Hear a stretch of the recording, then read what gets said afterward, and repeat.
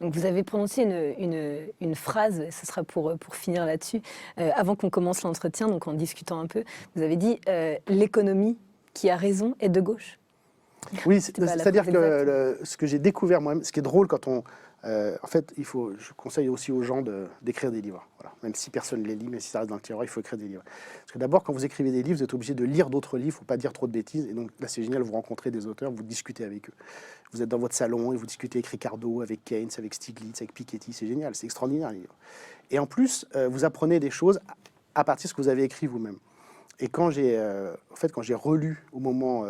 après sa parution, mon dernier livre, j'ai fait cette découverte qui est toute bête en fait, mais qui pour moi est une découverte, c'est que effectivement l'économie est de gauche. C'est-à-dire qu'une bonne économie, c'est une économie déjà qui repose sur les services publics puissants, qui sont en train de s'effondrer dans tous les domaines, on le voit bien en France aujourd'hui.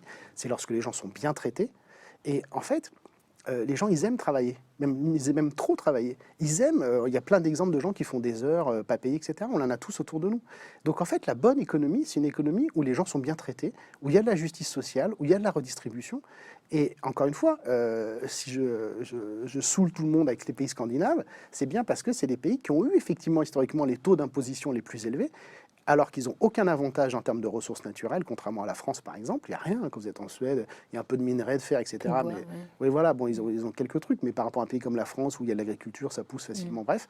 Donc, la leçon c'est vrai que mon petit combat dans ma vie, ce serait de dire aux gens, oui, la bonne économie, elle est de gauche. Et donc, il n'y a pas à choisir entre l'écologie et l'économie, il n'y a pas à choisir entre la justice sociale et l'efficacité économique. Tout ça, si on réfléchit bien, et si on observe à notre quotidien, on le voit bien, les bonnes boîtes qui dégagent du profit, c'est la plupart, c'est, en tout cas dans notre pays, là où les gens sont bien traités. Donc de toute façon, il n'y a pas à choisir. On peut tout faire, mais il faut d'abord se convaincre que c'est possible dans les têtes. Bien, merci beaucoup, Gilles Raveau, d'être venu discuter avec nous. Je rappelle votre livre Économie, on n'a pas tout essayé, pour vous mettre dans la tête. Et puis évidemment, le programme L'avenir en commun aux éditions du Seuil. Merci beaucoup, Gilles. Merci beaucoup à vous.